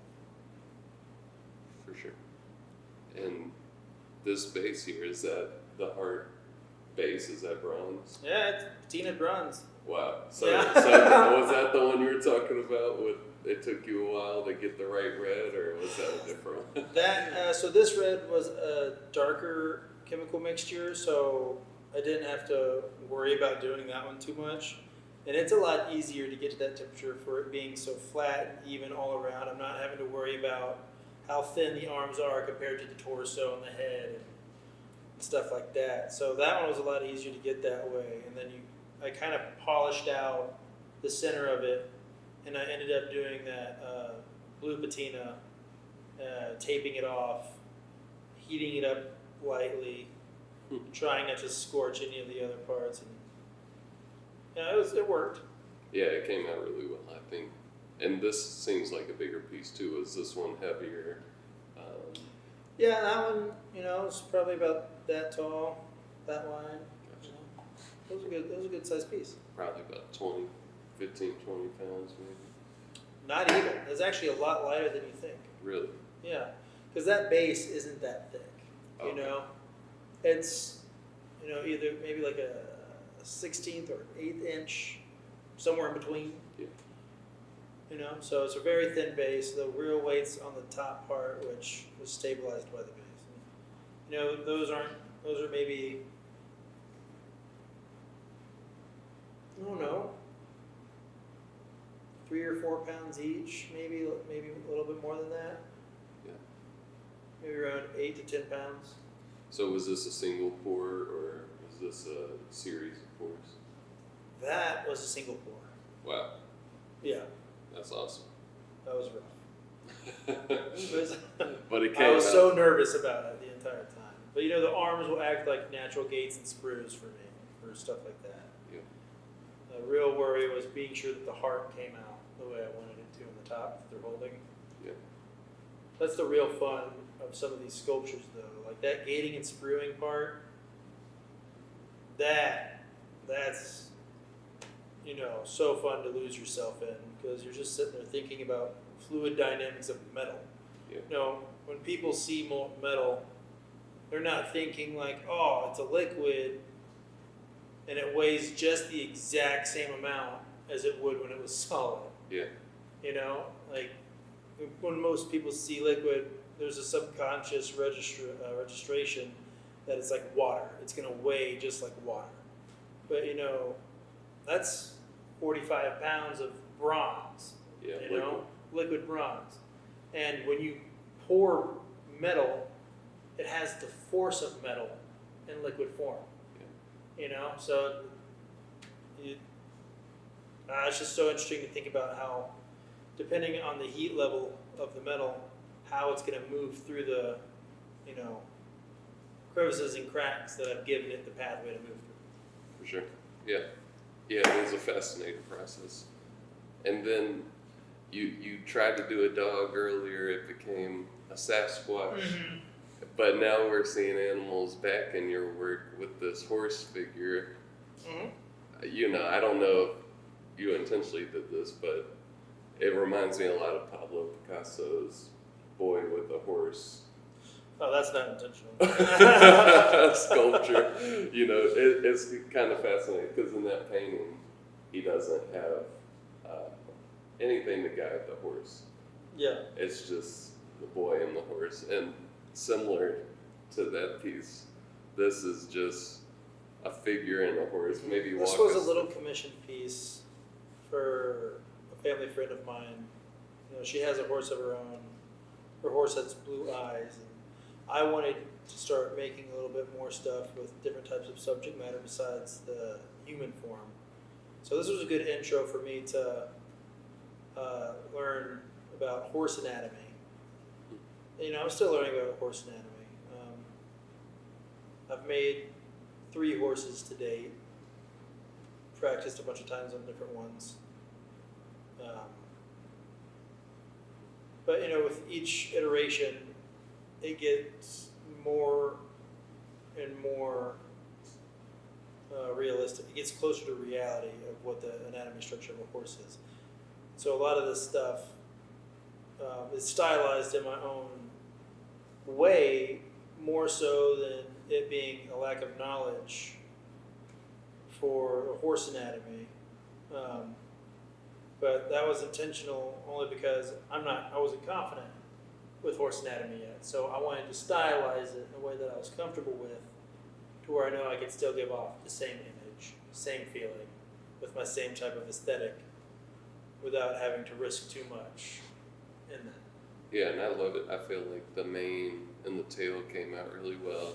Yeah, the mane and the tail are actually like, when I melt out my wax, I have a furnace in the other room, it'll run down the legs of my furnace and build up.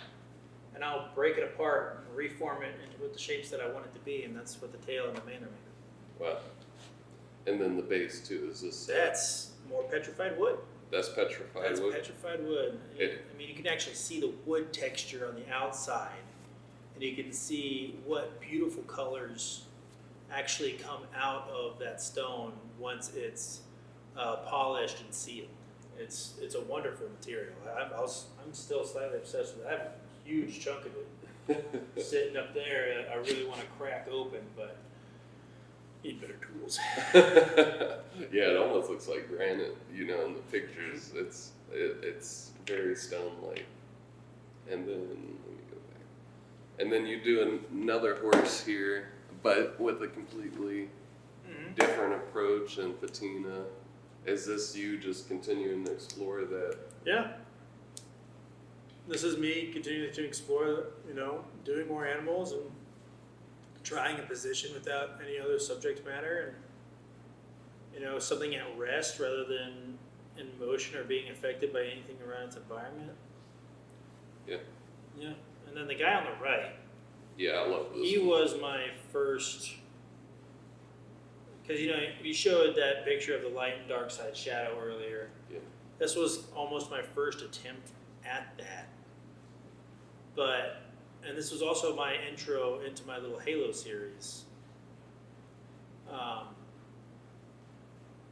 And this one was dealing with, a slump, essentially.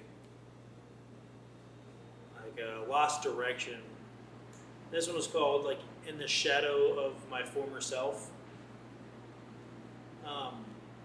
And you can see his, like, little footprints in his shadow of where he's been, where he's coming from, to where he's going now. And maybe it's a 9 to 5 that he doesn't like. But this one's sold at a show in Santa Fe to a really nice gentleman who just randomly saw it and walked up and bought it. I relate a lot to this piece. Personally, he's got the briefcase. Yeah. Leaves the artist journey behind for a little bit. But yeah, I love that idea of shadow and figure, and just the juxtaposition of what you could be versus what you are today. Yeah, I really wanted it to be able to kind of like flip and flop each way, but when I started developing it more and more, I realized that he's going to have to be facing the wrong direction for me to accomplish that. And it comes back to my ADHD, where I just completely forgot about and spaced out later on after this and never came back to that type of subject matter. It's a beautiful piece, though. And again, you see the heart in the middle. Mm-hmm. Yeah, I love that one a lot. I relate a lot to that piece. And then, we're going back to the science. But it's interesting this time, instead of just not having a face, you put the heart as the face. Mm-hmm. I don't know, walk us through this one and what you were thinking about. I love science fiction, and, I had gotten this piece of volcanic rock that almost looks like pumice. But it's just this big old chunk of perforated rock. And to me, I was like, oh, it looks like an asteroid. You know what I mean? Yeah, for sure. And I wanted to throw a spaceman on top of it. And I wanted the spaceman to look like he was enjoying himself. And how do you make a dude in space look like they're enjoying themselves if they have a helmet on, That's where the arms come out. I wanted it to be more of like an angel stance. Because, you're in the heavens. Yeah. You're like, what is actually in the heavens? And, science has a form of power that religion can have on some people. For sure. And I wanted to kind of convey that through such a simple little sculpture. And I say little, but, that guy's probably about that big. So it's like, this one's probably like 10, 15 pounds, Mm-hmm. right? Yeah. Yeah, I love the pose, just taking it all in. I feel like, just like what you said, science, the observation of nature can be awe-inspiring in the same way a religious experience can be for people. It can be humbling. Yeah, I love that. And I think this was around the same time that, I was reading a few other science articles where, astronauts going up into space, when they look back down on to the Earth, they have this paradigm shift in their mentality of what they're truly observing, and their mindset changes because of what they've observed from such a radically different perspective. Yeah. And that's kind of what that was inspired off of. Yeah. I don't know if I'll ever experience that, but I've heard astronauts talk about it. Better to say I don't know than never. You know what I mean? Yeah, exactly. I want to experience it someday. Seeing the Earth from space, looking back and seeing the Earth. Mm-hmm. Yeah, I love that. And then, back to what you were saying with the blues and patina and exploring that. I love this one because it seems so free and whimsical, but Yeah, little red surfboard, guy in his surf shorts, loving life, thinking about his movements, surfing a wave. You know, I had fun making this piece a lot. I was doing a lot of TikTok videos around this time, and one of the commenters wanted me to do a surfer. So I ended up slapping a dude down, and you know, I actually enjoyed this, studying the positions of what a surfer does and how they lean when they're going into a wave or going down the wave, and what their body language is like, and it's all balance on that one. Yeah, and literally, I mean, your 1 point of foundation is to the far left with the waves, right? And you have the bulk of the weight on the other side of the sculpture. So there's like one connector in the surfboard attaching it to that water. And so learning how to connect things without showing them is a fun problem to solve. For sure, I love that. And I love this one too. My daydreamer. Yeah, this one. I don't know. Do you want to walk us through this one? It's as simple as it is. It's my daydreamer. You know. How'd you get? That's what I feel like when I make work. It's when I'm looking into the void of my own imagination. I'm just pointing stuff out, pointing shapes, random feelings. Just gotta visualize it, capture it, try and touch it, and make it a reality. And the cloud itself, that's bronze too, right? That's bronze too. Yeah. So all these are kind of new, you know, continuing the exploration of the patinas, the discovering of the art that you see in your own imagination. Yeah, and I think a piece or two before this, I had finally nailed down white. Getting white done was momentous for me. Yeah. You know? Yeah, and is that a granite, or is that stone underneath, or is that? Yeah, it's stone. Okay. It's just a small polished slab of granite or marble. Probably granite. Yeah, I love that piece too. And then these are some of the more interesting things. So not a horse this time, but a dog and a heart. You know, where did these pieces come from? Well, I've been making a few dogs before I made the one on the left. And I don't know. Dogs' love is so simple. It's so energetic. It's fun. So I really wanted to study the positioning and manner of what subject matter relating to the dog would be like. And, you know, you never know why a dog loves what it loves, but, you know, you can tell that it loves it. Cool. All right, so we left off on the dog piece, but on the left dog piece, do you want to talk about the middle one? Is fascinating to me, and I know you've been interested in the subject matter too. Like, where did this come from? What is it for the viewer? And a recurring storm. You know, it's just dealing with an infinite topic of the same thing. It's constantly and always going to be happening. Plunging yourself into an unknown area in life. And, you know, it's not always in your hands. You can do what you can. I mean, you can guide the boat in the direction that you want to go, but it doesn't always mean you'll get there the way or the time or even the right way you thought you would. Sometimes there's just an external event that can push you in the right or wrong way, or even get you to your place faster. yeah, and I talked to you before about this, but it's supposed to resemble a paper boat, yeah. paper boat, right? You know, like what you make as a Oh, yeah. kid. Mm-hmm. But that idea juxtaposed with bronze, Mm-hmm.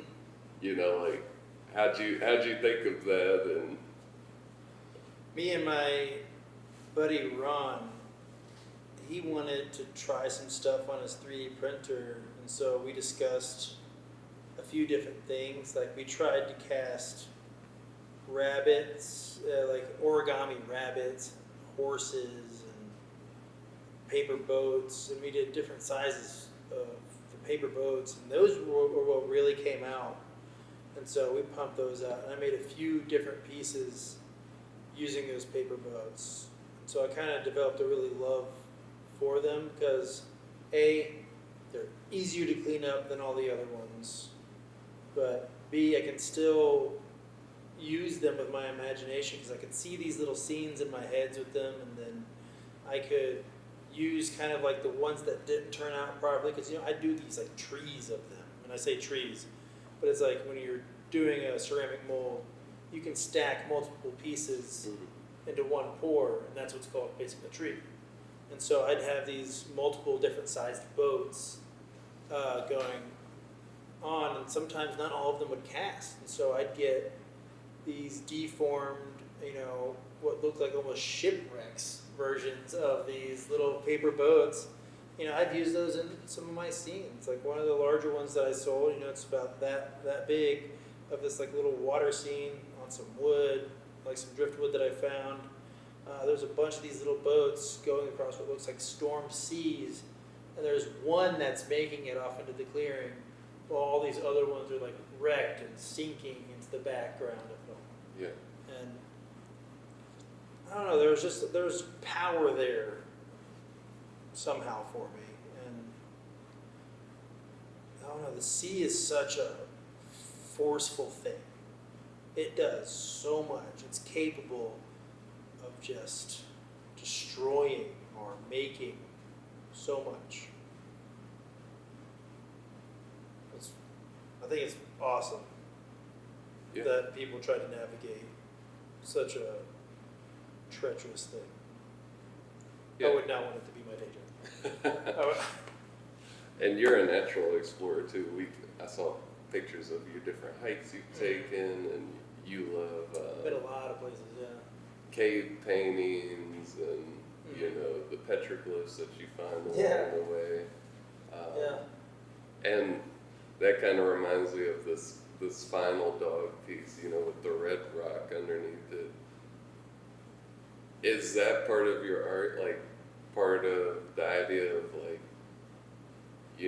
we have a historical place, there will be people that come find relics of what we care about, or I have comfort in knowing that even if the people that buy my artwork throw it out, if it's not melted down by a scrapper, it'll be there for a long time. yeah, And I'm okay with it. Yeah. It's thrown into a landfill, and who knows, 2,000 years from now, somebody digs it up somehow and it's just there. Cool. yeah. They'll have no idea.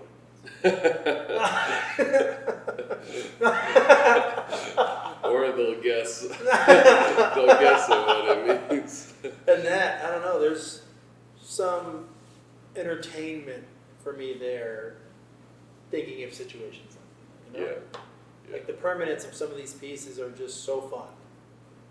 And, that stone that the dog is sitting on will wear down faster than the dog itself. Yeah.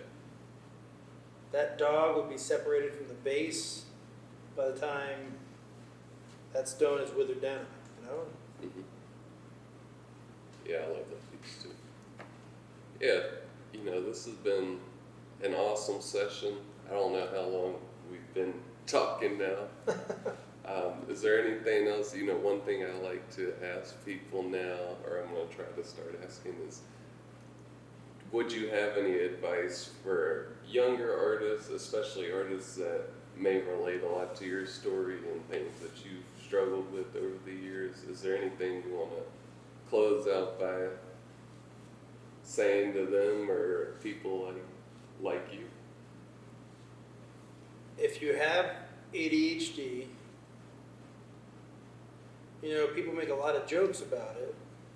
I know how frustrating it can be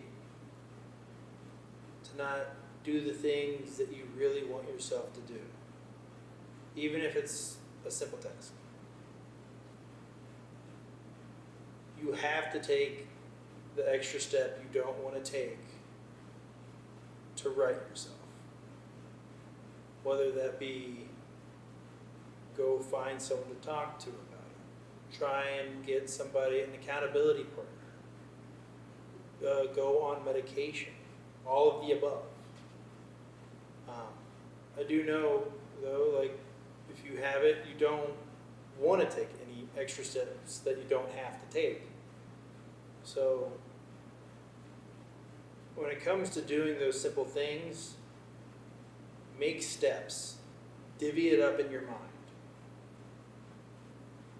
And then do one at a time. One step at a time. One move at a time.